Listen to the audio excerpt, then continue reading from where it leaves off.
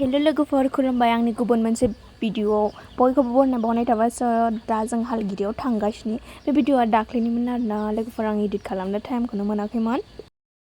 स' बयबो नायलांबानो जाबाय ओमफ्राय जों देलायनायखौ बायदि नुदों कमेन्ट खालाम बिसोरखौ देखायहरलाय बिसोरखौ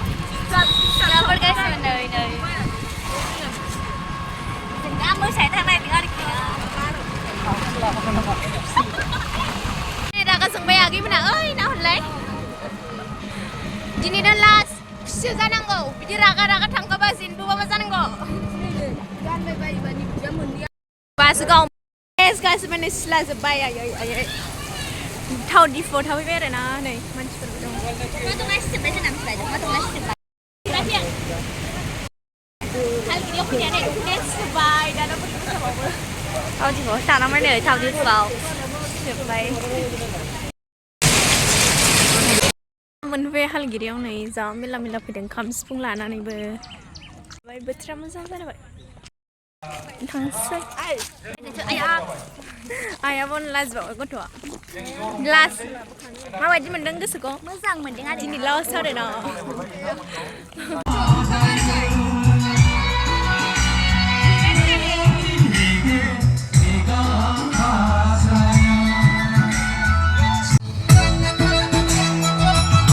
बिथांमोना सेकेन्डआव मोनबाय आरोना प्राइजखौ दिनैनि बे हालगिरियाव जों वानाव मोनदों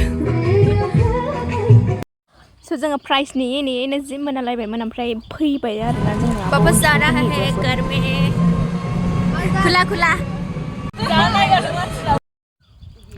स' बियो फाख्रिगुरिनिमोन आरोना लोगोफोर आंबो फार्स्ट टाइम फाख्रिगुरियाव माने थांखांबायबाबो बिदि गामियाव हाबहैफेराखैमोन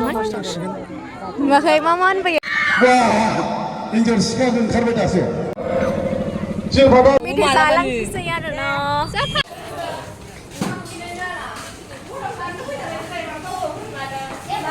जाग्राफ्रा मेथाइ ट्रेडिसनेल लाइफआवसो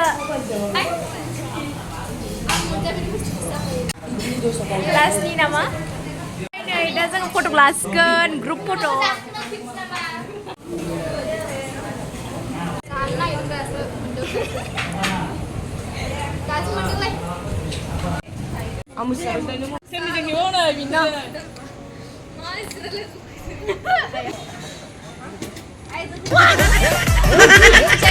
लाखांबाय जाखांबाय